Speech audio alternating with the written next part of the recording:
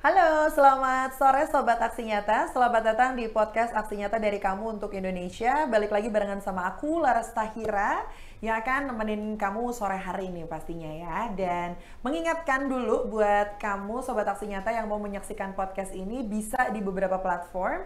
Di antaranya kamu bisa nontonin di live Instagram, di Twitter, di YouTube, bahkan di website juga bisa. Semuanya sama di @partaiperindo. Terus kamu juga bisa nontonin di inews.id, bisa nontonin juga di RCTI Plus, okezone.com juga bisa ya. Dan untuk sore hari ini kita mempunyai tema mengenai pekerja migran pahlawan devisa Indonesia. Dan untuk membahas tema tersebut, kita sudah kehadiran tamu spesial. Beliau ini adalah caleg DPR RI Dapil DKI Jakarta II dari Partai Perindo pastinya. Ada Bapak Muhammad Tohong Hasibuan SPDI. Selamat sore Pak Tohong. Selamat sore Mbak Laras. Gimana kabarnya, lagi sibuk apa Pak Tohong akhir-akhir ini? Alhamdulillah kabarnya baik. Sekarang nih biasa karena memang lagi musim pemilu ya. Yes, iya, biasa sosialisasi pastinya. Sosialisasi ya. Iya. Nah, ini juga kan semakin dekat ke pemilu, betul tadi ya. Dan rata-rata zaman sekarang tuh anak-anak milenial dan juga Gen Z, which is yang banyak menonton podcast ini, itu kan sudah mulai tertarik ke dunia politik ya. Apalagi sekarang politik sudah ada, sudah bisa kita akses di sosial media, mau yang soft newsnya ada, mau yang hard newsnya ada. Mungkin biar lebih mengenal sosok Pak Tohong seperti apa, boleh diceritakan backgroundnya kepada Sobat Aksi Nyata, silahkan. Iya, baik. Selamat sore semuanya. Mohon izin perkenalkan, saya Muhammad Tohong Hasibuan. Saat ini adalah salah satu pekerja migran Indonesia yang bekerja di Malaysia dan pada tahun ini memberanikan diri untuk mendaftarkan sebagai salah satu calon anggota legislatif dari Partai Perindo dengan nomor urut 3 ya. Bagi teman-teman PMI yang menyaksikan ini, mungkin yang belum ada pilihan, ya saya dari salah satu perwakilan PMI menawarkan diri dengan nomor urut 3 tentunya dari Partai Perindo. Oke, jadi sekarang lagi fokus ke nyalek aja dulu ya, akhir-akhir ini ya gitu ya. Dan kalau boleh diceritakan sama milenial dan juga Gen Z, pada saat itu kenapa memilih Partai Perindo dan sejak kapan, Pak Tong? Ini ceritanya panjang nih, Gak apa-apa, apa-apa ya? Ini kan podcast santai, jadi emang harus diceritain semuanya. Iya.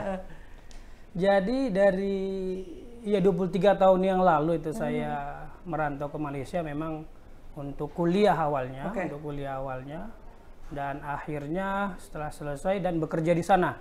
Nah, ketika dalam proses bekerja ini, hampir beberapa pemilu yang saya ikuti dan banyak kita para pekerja yang ada di Malaysia ini didatangin oleh beberapa anggota DPR yang tentunya ingin menyerap aspirasi PMI kan. Kalau dulu biasa kita sebut dengan TKI. Tapi dari pertemuan-pertemuan itu yang kami rasakan setelah mereka datang mendengarkan aspirasi, tapi tidak ada tindak lanjutnya, Mbak. Jadi hanya sebatas datang, ketemu, dialog, setelah itu hilang. Nanti 5 tahun kemudian ketika pemilu, nah baru mereka datang lagi. Nah, ini yang akhirnya di setiap pertemuan dengan pihak pemerintah, dalam hal ini Kedutaan Besar Republik Indonesia, kami sering bertanya kan, berbagai kebijakan-kebijakan yang dilahirkan oleh pemerintah kita ini. Nah, kebijakan-kebijakan itu banyak yang keberpihakannya memang tidak kepada TKI ya, tidak kepada PMI ya. Nah, akhirnya kami sering protes. Nah, akhirnya pihak KBRI sempat mengatakan ke kami, ini adalah produk anggota DPR yang Bapak Ibu pilih.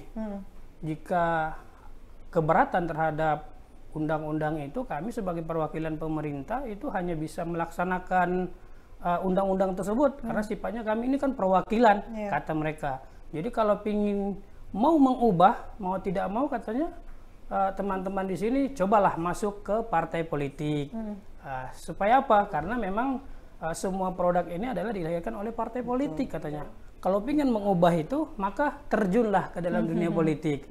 Nah, inilah yang menjadi inspirasi kenapa akhirnya saya ikut terlibat secara aktif dalam partai politik. Nah, begitu Mbak Laras. Jadi rasa penasarannya justru udah dari 23 tahun lalu ya? Iya, benar. Udah kayak, kok gini sih didatengin tapi kok tidak tersampaikan aspirasinya, udah mendingan kita yang terjun langsung aja gitu ya. Terus pada saat itu kenapa Partai Perindo pilihannya Pak?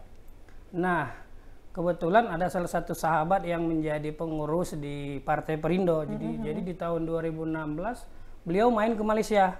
Nah, minta tolong dijemput ke bandara. Nah, saya jemput. Nah, dalam perjalanan ini beliau cerita bahwasanya beliau sudah masuk di salah satu partai politik. Nah, partai politiknya itu namanya Partai Persatuan Indonesia. Ya, sebelumnya dia kan Ormas. Diperkenalkan ke saya itu dulunya Ormas begitu, tapi sekarang telah menjadi partai politik. Nah, beliau salah satu menjadi pengurus DPP. Nah, beliau nawarin. Jadi saya iseng-iseng bilang sih sama beliau, saya bilang sudah banyak sekali partai politik di Malaysia ini. Tapi tidak ada saya lihat konsennya untuk perlindungan pekerja migran Indonesia. Nah, jadi saya bilang sama beliau itu, nah ini Partai Perindo kan partai baru. Ada enggak komitmen Partai Perindo ini terhadap PMI? Saya bilang begitu. Nah, kalau memang ini benar, bisa enggak saya bilang sama beliau, ketemukan saya dengan ketum. Saya ingin dengar nih dari ketum sendiri, ketika beliau membentuk Partai Perindo ini ada enggak komitmen untuk teman-teman PMI gitu. Nah, akhirnya singkat cerita beliau pertemukan saya. Baik Pak Tohang, kalau memang benar-benar serius mau untuk membangun bangsa, mau ikut terjun dalam bidang politik, nanti saya aturkan pertemuan dengan ketum. Dan awalnya saya pikir itu beliau hanya main-main gitu kan, tidak ada keseriusan. Akhirnya bertemu. Iya, seminggu kemudian beliau aturkan dan beliau minta saya datang ke Jakarta dan alhamdulillah dipertemukan dengan Pak Ketum, Pak Sekjen dan Pak Bendum ketika itu di rumahnya Pak Ketum. Nah, ketika ketemu begitu, tentunya ada rasa kebanggaan ya Mbak ya. Kita senang dong ketemu langsung sama Pak Ketum loh. Iya, Pak Padahal Ketum. belum jadi anggota Perindo pada saat belum itu jadi ya. saat itu ya. Ketemu, nah saya cuma nanya itu doang ke Pak Ketum, izin Pak Ketum, kami dari teman-teman Malaysia ini ingin nanya, adakah Partai Perindo ini memiliki kepedulian terhadap teman-teman PMI ya, pekerja migran Indonesia khususnya yang ada di luar negeri. Nah, beliau menyatakan ada dan komit untuk membantu PMI yang ada di luar negeri. Nah, akhirnya ketika kami mendengar itu, artinya kan ada sambutan nih Mbak, ada sambutan ya. Alhamdulillah ketika respon Pak Ketum baik dan kami juga ketika itu dengan teman-teman ya udah bersetuju. Nah, akhirnya di tahun 2016 bulan Maret kita dibentuklah untuk perwakilan luar negeri Malaysia. Sejak 2016 2016 dan Pak Ketum mempercayakan saya sebagai ketua untuk perwakilan luar negeri Malaysia. Nah, ketika sudah pelantikan program pertama, saya itu kan pingin menindaklanjuti dari pertamaan awal. Apakah ada keseriusan untuk membantu PMI? Nah, program pertama kami itu langsung mengajukan untuk pemulangan PMI, Mbak. Di Malaysia itu kan banyak sekali teman-teman PMI yang mengalami masalah dan akhirnya mereka laporan ke pihak KBRI dan itu nanti akan ditampung di shelter namanya. Sebelum proses hukum mereka selesai, mereka tidak diantar pulang, tapi bila sudah selesai mereka akan diantar pulang dan itu juga tergantung keuangan. Oh iya, pasti. Nah, ya, nah ketika itu kami minta tolong ke Pak Ketum sebagai bentuk kepedulian terhadap PMI untuk memulangkan mereka. Nah, gitu. Nah, akhirnya alhamdulillah Perindo turut hadir melalui Pak Ketum, teman-teman ini dipulangkan. Dipulangkan dengan biaya gratis. Artinya pemulangannya ditanggung oleh partai. Nah, itu adalah satu-satunya partai yang ketika itu yang saya tahu yang benar-benar peduli dan konsen untuk PMI. Nah, begitu. Nah, itulah yang menjadi semangat menjadi spirit buat kami untuk bersama-sama membesarkan Partai Perindo di luar negeri khususnya, Mbak. Iya, jadi kalau yang saya tangkap nih memang komitmen ya. Komitmen yang sulit memang dimiliki oleh setiap orang, tapi ternyata Perindo punya, bahkan ketumnya sendiri turun tangan gitu ya.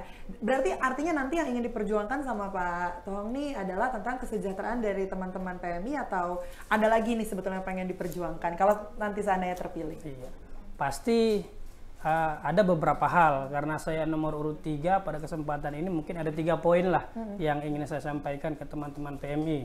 Jika memang Allah mengizinkan, saya terpilih untuk menjadi anggota DPR RI di periode 2024-2029 ini, tentunya ada 3 hal yang menjadi concern utama saya, Mbak. Yang pertama itu adalah saya berkeinginan ini memaksimalkan fungsi kualitas fungsi daripada legislatif itu loh, Mbak. Dari fungsi pengawasannya bahkan kepada fungsi anggarannya. Ini yang pertama. Yang kedua memang ingin merealisasikan slogan dari Partai Perindo itu, yaitu tadi apa, mewujudkan Indonesia sejahtera. Nah, saya itu berkeinginan mewujudkan kesejahteraan di sektor pekerjaan, Mbak. Pekerjaan baik itu formal maupun informal. Yang ketiga adalah saya berkeinginan menyerap seluruh aspirasi masyarakat itu dalam setiap pembentukan kebijakan, begitu, Mbak. Ini 3 poin yang menjadi concern saya, karena memang nomor urut saya nomor urut 3. Iya, betul. Biar cocok-cocokan, cocokologi gitu kan ya. Tapi memang 3 poin itu yang jadi istilah permasalahan utama dari teman-teman migran gitu ya. Tapi kalau kita berbicara tentang pekerja migran, khususnya di Indonesia, memang banyak yang istilahnya memandang negatif lah untuk pekerja migrannya di Indonesia. Tapi sebetulnya fun fact-nya, tahu nggak sih Sobat Aksi Nyata, mereka itu adalah pahlawan devisa buat Indonesia. Nah, tanggapan Pak Tohong ada statement seperti itu seperti apa? Kalau terkait pandangan ya kita tidak bisa melarang orang untuk memberikan pandangan terhadap sesuatu ya. Tinggal mungkin kacamata yang digunakan itu apa gitu. Nah, kalau saya pribadi tentunya tidak bersetuju dengan pandangan negatif tadi. Saya justru melihat teman-teman PMI ini adalah benar-benar pahlawan devisa. Ya, mereka meninggalkan keluarga, ya kan, meninggalkan Indonesia, bekerja ke luar negeri itu tentunya karena berkeinginan untuk kehidupan yang lebih baik, Mbak. Iya, untuk menafkahi keluarga di kampung, ya, untuk kehidupan kedepannya. Karena memang sebenarnya ini kan amanat undang-undang sih, Mbak. Bahwasanya setiap warga negara Indonesia itu berhak untuk mendapat pekerjaan dan penghidupan yang layak. Nah, namun karena pemerintah kita belum bisa melaksanakan amanat undang-undang itu dengan sepenuhnya, maka teman-teman akhirnya mencoba ya tadi mencari pekerjaan di luar negeri. Dan pada akhirnya kan nanti mereka juga bekerja itu kan buat kiriman loh, Mbak, sini. Nah, itu kan devisanya cukup besar. Kalau saya lihat di data Desember 2022 itu mencecah 65 miliar loh, Mbak. Yang uang yang dikirim ke Indonesia itu. Dari luar ya? Iya, dari luar negeri. 65 miliar itu per bulan. Per bulan? Iya. Oh, wow. Nah, itu baru pengiriman yang formal, kan masih banyak juga pengiriman informal yang tidak terdata. Artinya besar sekali sebenarnya sumbangsi teman-teman PMI yang ada di luar negeri kepada bangsa Indonesia ini. Tapi sebagai pahlawan devisa negara gitu ya, entah kenapa teman-teman PMI ini masih rentan atau minim perlindungan sosial. Nah, ini kenapa bisa terjadi seperti itu, Betul? Nah, ini dia. Kalau menurut kami tentunya karena memang pemerintah kita belum benar-benar hadir nih, Mbak. Pemerintah kita belum benar-benar hadir untuk mengakomodir seluruh kepentingan teman-teman PMI. Ada di lembaga pemerintah kita, itu namanya BP2MI, Badan Perlindungan Pekerja Migran Indonesia. Nah, dulu itu kan namanya biasa kita kenal dengan TKI. Tapi setelah Undang-Undang nomor 18 tahun 2017, maka TKI diganti menjadi kata-kata PMI. Nah, itu ada BP2MI, jelas lembaga pemerintah. Nah, tapi sampai saat ini kita lihat fungsi daripada BP2MI itu belum benar-benar dilaksanakan gitu loh, Mbak. Artinya perlindungannya masih kurang. Ya kan? Mereka yang benar-benar dibiayai oleh pemerintah, lembaga pemerintah, tapi belum melaksanakan tugas-tugasnya itu ya sesuai dengan amanat undang-undang begitu, Mbak. Nah, ini akhirnya yang buat teman-teman PMI ya menghadapi banyak masalah. Iya, artinya bukan cuma perlindungan sosial aja ya? Masih ada masalah-masalah lain? Banyak, ya, dari perlindungan ya kan. Terus penempatannya ini kan kadang-kadang masih belum sesuai prosedur, Mbak. Setelah dikirim, kami tidak melihat adanya follow up mungkin ya untuk memantau bagaimana teman-teman yang setelah dikirim itu.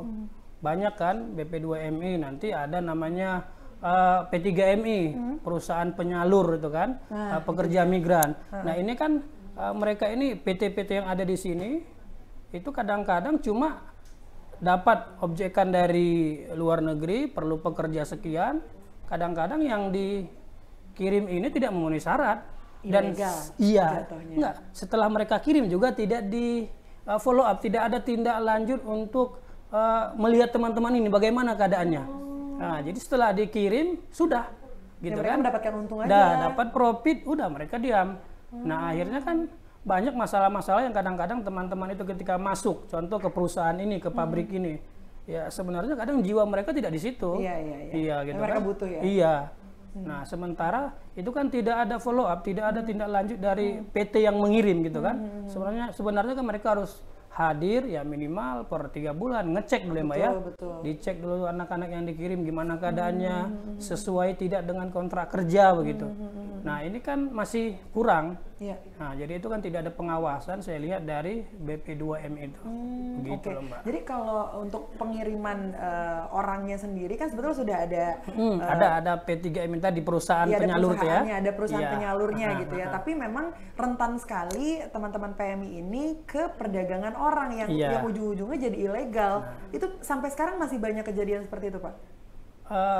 Ada, banyak sih tidak. Baru-baru ini kan pemerintah kita sudah membentuk satu satgas TPPO. Itu alhamdulillah cukup gerakannya cukuplah digeruni oleh teman-teman PMI. Banyaklah yang merasakan manfaat dari pembentukan satgas TPPO tadi. Ada pengurangan, tapi tetap masih ada sih Mbak. Jadi memang sudah ada satgasnya. Sudah Tapi ada satgas. mungkin untuk orang-orang awam gitu yang akhirnya di zaman sekarang yang ingin tetap menjadi seorang PMI ke luar negeri gitu ya, artinya kan memang harus riset sebanyak-banyaknya. Tapi kan sayangnya tidak semua orang bisa melakukan riset seperti itu. Mungkin mereka mikirnya oke, ada job nih, oke, berangkat kemana, ke luar negeri nih, oke, let's go gitu. Pencegahannya sendiri seperti apa Pak? Nah, untuk ini dia masyarakatnya. Benar. Terkait pencegahan, lagi-lagi memang pemerintah kita harus hadir untuk memberikan edukasi. Saya berharap lewat pemerintah bisa menekan ini P3MI, PT-PT penyalur tadi itu agar memberikan edukasi dulu sebelum berangkat. Dilatih, artinya dilatih mereka ditempatkan sesuai dengan kebutuhan pabrik.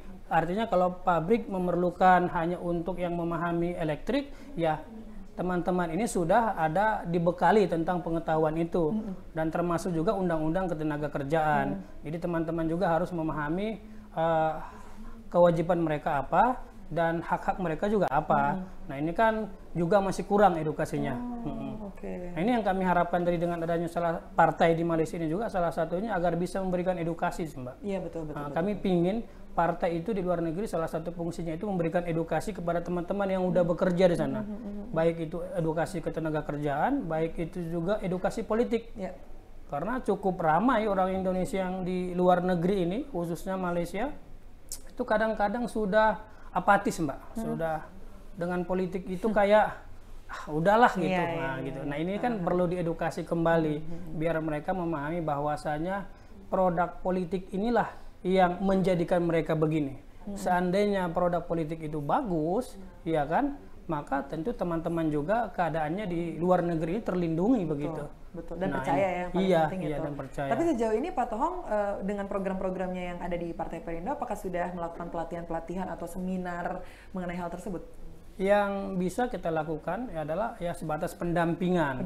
Ya, pendampingan kepada teman-teman PMI. Terkadang mereka ada masalah, mereka telepon, kita hadir untuk memberikan pendampingan. Nanti tentunya untuk penanganan selanjutnya itu bisa pihak kedutaan sih, Mbak. Kita ini kan tidak punya kekuatan dalam bidang itu.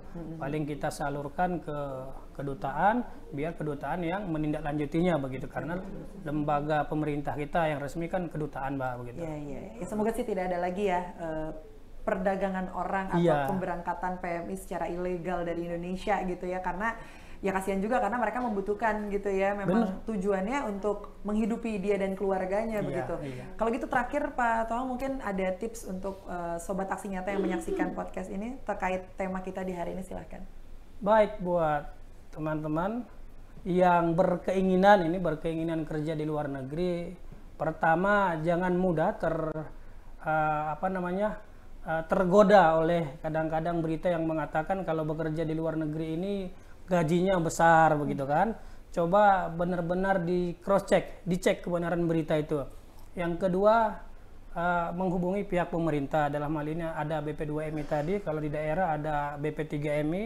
Silahkan berkoordinasi dengan badan pemerintah ini dan meminta ke mereka bagaimana prosedur pemberangkatan ke luar negeri. Jadi jangan ujub-ujub dengar berita di sana ada kerjaan terus berangkat aja begitu loh Mbak. Nah, ayolah teman-teman yang ingin bekerja sebelum berangkat ya pastikan dulu memiliki bekal gitu. Betul. Bekal dalam artian kata di sini ada wawasan, ada pengetahuan tentang negara yang kita tuju, memiliki skill, ada hal yang bisa kita andalkan ketika kita keluar negeri begitu loh Mbak. Ya.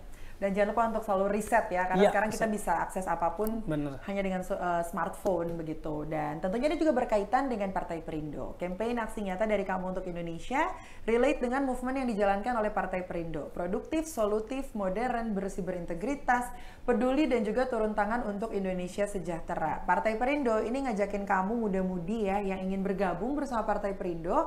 Silakan kamu kunjungi websitenya di www.partaiperindo.com, atau kalau mau lebih simpel, kamu download aplikasi Partai Perindo di App Store atau Play Store, atau bisa scan barcode yang ada di layar sini ya, supaya kamu terus up to date tentang info terbaru. Sekali lagi terima kasih Pak Tong sudah hadir di podcast Aksi Nyata, dan terima kasih juga untuk Partai Perindo yang selalu bergerak dengan aksi nyata. Semoga Partai Perindo semakin sukses dan juga maju terus untuk Indonesia sejahtera. Laras Tahira pamit dulu, kita ketemu di episode selanjutnya. Dah.